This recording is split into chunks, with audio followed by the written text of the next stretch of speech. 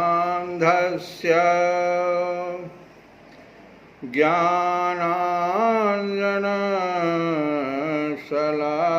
ज्ञानाञ्जनशलाकया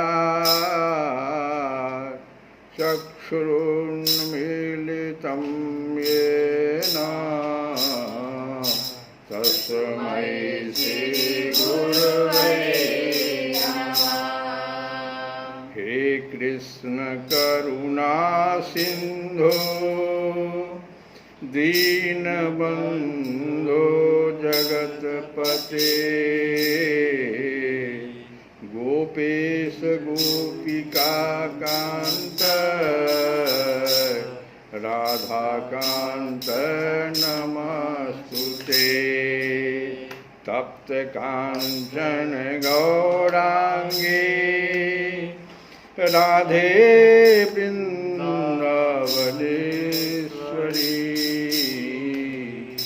वृषभानुसुते देवी प्रणमामि हरिप्रिया प्रणमामि हरिप्रिया।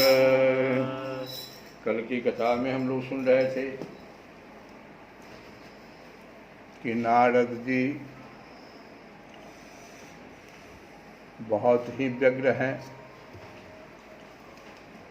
तो नारद जी से पूछा गया कि इतना व्यग्र क्यों हैं मनुष्य का। नारद जी ने कहा एक ऐसी स्त्री इस पृथ्वी लोक में हमें दिखाई पड़ी जो कि वृद्धावस्था में थी। उसके दोनों बच्चे भी वृद्धावस्था में प्राप्त कर गए थे।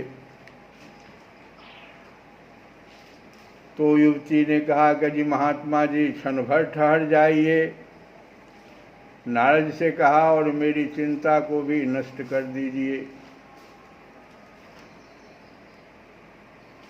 युवती नारद जी को देखकर खड़ी हो गई थी और बड़ी व्याकुल होकर कहने लगी कि आपका दर्शन तो संसार के सभी पापों को सर्वथा नष्ट कर देने वाला है। आपके वचनों से मेरे दुख की भी बहुत कुछ शांति हो जाएगी। मनुष्य का जब बड़ा भाग्य होता है तभी संतों के दर्शन हुआ करते हैं। इस प्रकार से कहकर युवती चुप हो गई। तब नारद जी कहते हैं तब मैंने उस स्त्री से पूछा कि देवी तुम कौन हो, ये दोनों पुरुष तुम्हारे क्या होते हैं और तुम्हारे पास ये कमल नयनी देवियाँ कौन है। क्योंकि बहुत सारी स्त्रियाँ उस स्त्री को घेरे हुए थी। तो बहुत सारे ये कमल नयनी देवियाँ कौन हैं, तुम हमें विस्तार से अपने दुख का कारण बताओ। तो युवती ने कहा मेरा नाम भक्ति है। ये ज्ञान और वैराग्य नाम के मेरे पुत्र हैं। समय के फेर से ही ये ऐसे जर्जर हो गए हैं। समय कैसा है तो घोर कलयुग है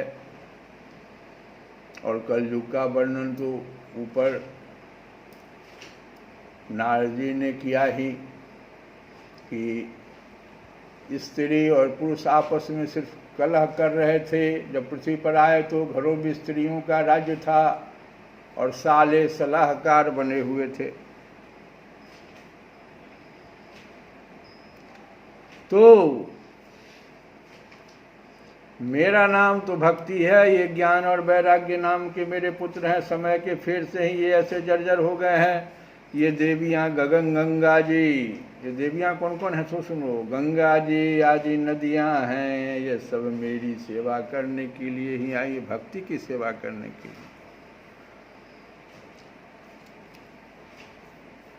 भक्ति भगवान की कौन है? प्राण वल्लभ प्रिया। वो जहाँ जाती है ठाकुर जी वहाँ अपने आप चले जाते हैं। तो ये गंगा जी आ गए तो क्या हो गया?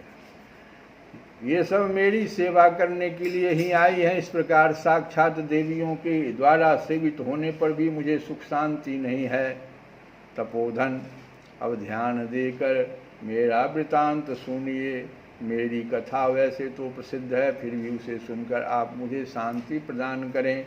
मैं द्रविड़ देश में उत्पन्न हुई। भक्ति उत्पन्न कहाँ हुई? तो द्रविड़ देश में, दक्षिण भारत में उत्पन्न हुई।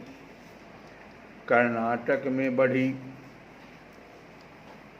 कहीं कहीं महाराष्ट्र में भी सम्मानित हुई, किंतु गुजरात में मुझको बुढ़ापे ने आ घेरा।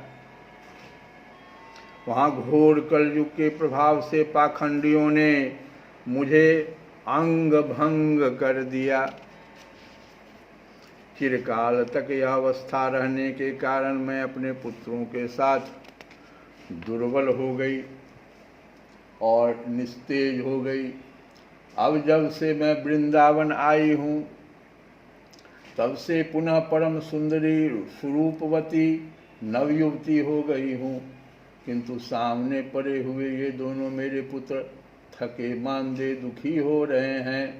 ज्ञान और वैराग्य, अब मैं यह स्थान छोड़कर अन्यत्र जाना नहीं चाहती हूँ।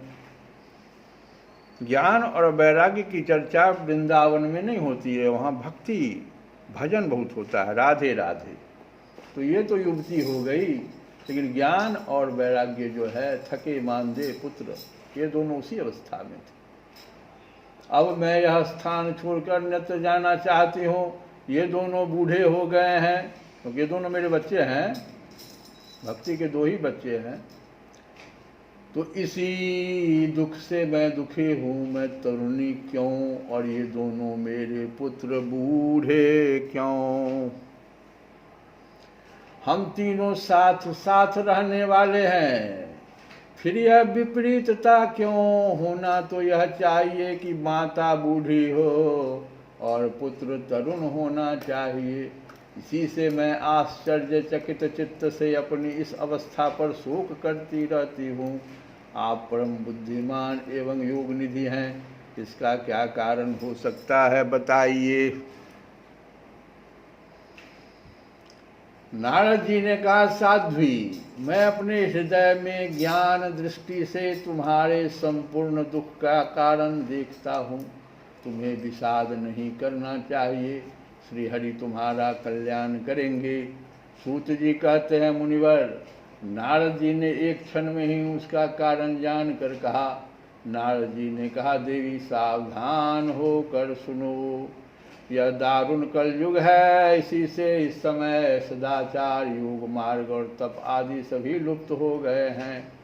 लोग सठता और दुष्कर्म में लगकर अघासुर बन रहे हैं।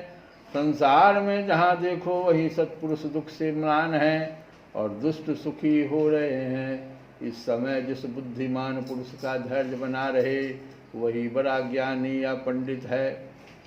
पृथ्वी क्रमशः प्रतिवर्ष शेष जी के लिए भार रूप होती जा रही है। अब यह छूने योग्य तो क्या, देखने योग्य भी नहीं रह गई है, और न इसमें कहीं मंगल ही दिखाई देता है। अब किसी को पुत्रों के साथ तुम्हारा दर्शन भी नहीं होता। विषयानुराग के कारण अंधे बने हुए जीवों से उपेक्षित होकर तुम जर्जर हो रही थी।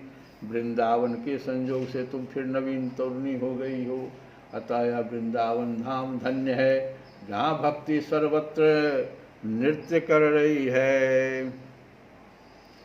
परंतु तुम्हारे इन दोनों पुत्रों का यहाँ कोई ग्राहक नहीं है, ज्ञान और वैराग्य का यहाँ ग्राहक नहीं है, वहाँ तो सब राधे राधे।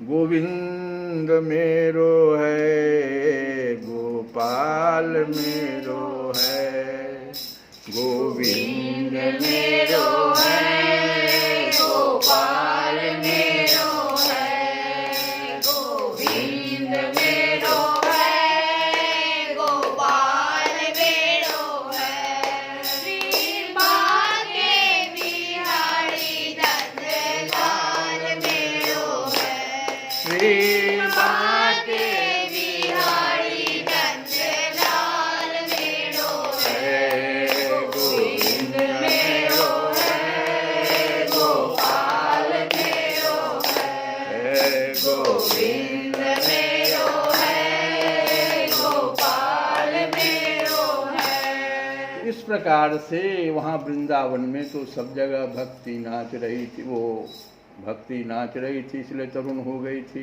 कि ज्ञान और वैराग्य की चर्चा नहीं हो रही थी। और यही कारण था कि वृंदावन के संयोग से तुम फिर नवीन तरुणी हो गई हो। अतः वृंदावन धाम धन्य है, जहाँ भक्ति सर्वत्र नृत्य कर रही है, परंतु तुम्हारे इन दोनों पुत्रों का यहाँ कोई ग्राहक नहीं, इसलिए इनका बुढ़ापा नहीं छूट रहा है। यहाँ इनको कुछ आत्म सुख की प्राप्ति होने के कारण ये सोते से जान पड़ते हैं, सोए हुए जान पड़ते, थोड़ा सा आत्म सुख मिलता है। ज्ञान और वैराग्य को भी यहाँ कीर्तन होता रहता है। भक्ति ने कहा कि राजा परीक्षित ने इस पापी कलयुग को क्यों रहने दिया, इसके आते ही सब वस्तुओं का सार न जाने कहाँ चला गया। करुणामय श्री हरि से भी यह अधर्म कैसे देखा जाता है। मुने, हे मुनि, मेरा यह संदेह दूर कीजिए, आपके वचनों से मुझे बड़ी शांति मिली है। तब नारद जी ने कहा कि बाले, नारद जी ने बाले शब्दों से संबोधन किया भक्ति को।